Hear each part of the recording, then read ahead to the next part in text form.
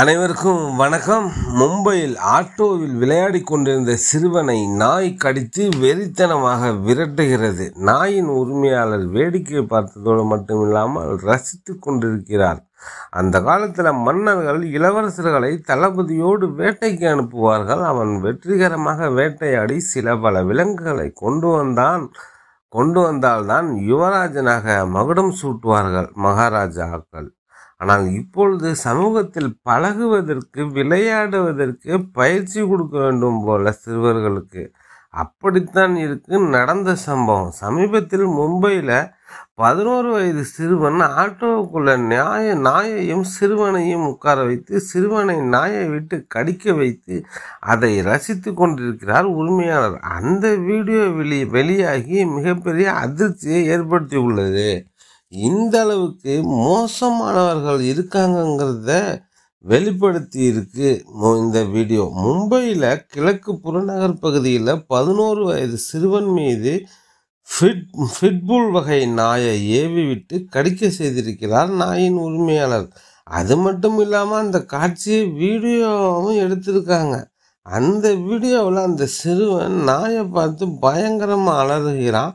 அந்த நாயை பிடிக்க சொல்லி கெஞ்சிறான். ஆனால் அந்த நாயின் உரிமையாளர் அதை எதையுமே பொருட்படுத்தாமல் சிரித்து கொண்டே அதை ரசித்து கொண்டிருக்கிறார். அந்த நாய் சிறுவனோட கன்னத்தை கடிக்க துள்ளி குதிக்குது.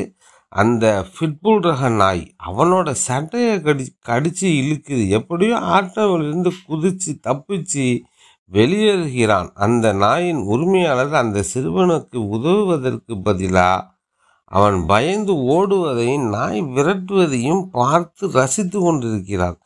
இந்த சம்பவம் மும்பை கிழக்கு புறநகர் பகுதியில் உள்ள மான்குட் பகுதியில் நடந்ததாக சொல்லப்படுது.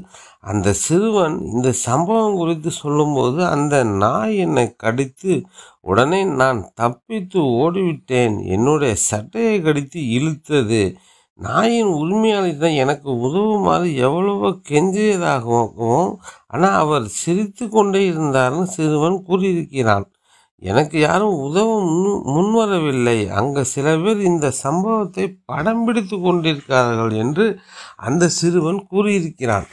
அந்த நாயின் தாக்குதலுக்கு சிறுவன் மிகவும் பயந்து போய் இருப்பதாக கூறுகிறார்கள். இது குறித்து பாதிக்கப்பட்ட சிறுவனின் தந்தை காவல் நிலையத்தில் புகார் அளித்திருக்கிறார். அதன் அடிப்படையில் அந்த நாயின் உரிமையாளரை கைது செய்திருக்கிறார்கள் மும்பை போலீஸ்.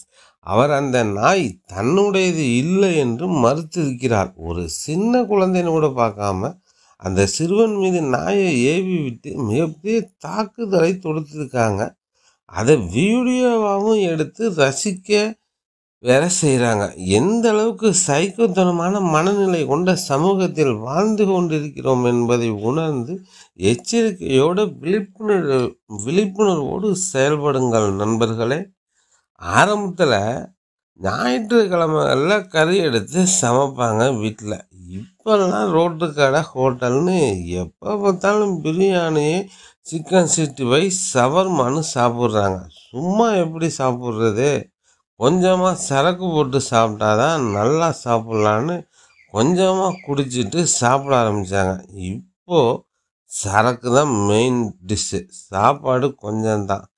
எவன் போதையில் இருக்கான், எவன் குடிப்பான், எவன் குடிக்க மாட்டான்னு தெரிய மாட்டாங்குது.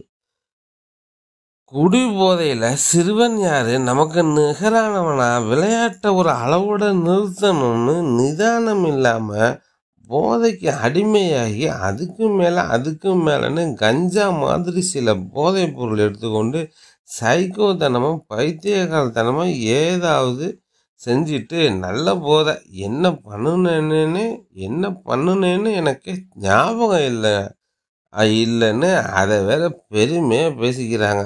சிறுவர்களை வைத்திருக்கும் பெற்றோர்கள் கவனமாக எச்சரிக்கையாக இருக்கணும். இப்படி எல்லா மனித மிருகங்களும் எல்லா ஊர்லேயும் இருக்காங்க. மும்பையில் நடந்த சம்பவம் வெளி உலகுக்கு தெரிந்துவிட்டது. வெளியே தெரியாமல் தினந்தோறும் பல சம்பவங்கள் நடந்து கொண்டு தான் இருக்கு. பார்த்துங்க நண்பர்களே. சிறுவர்களை வைத்திருக்கும் பெற்றோர்கள் எச்சரிக்கையுடனும் விழிப்புணர்வோடு இருங்க. ஓகே ஃப்ரெண்ட்ஸ், மீண்டும் வேறொரு கதையில் சந்திப்போம். டெல்டா 7 நண்பர்கள் அனைவருக்கும் நன்றிகள் பல.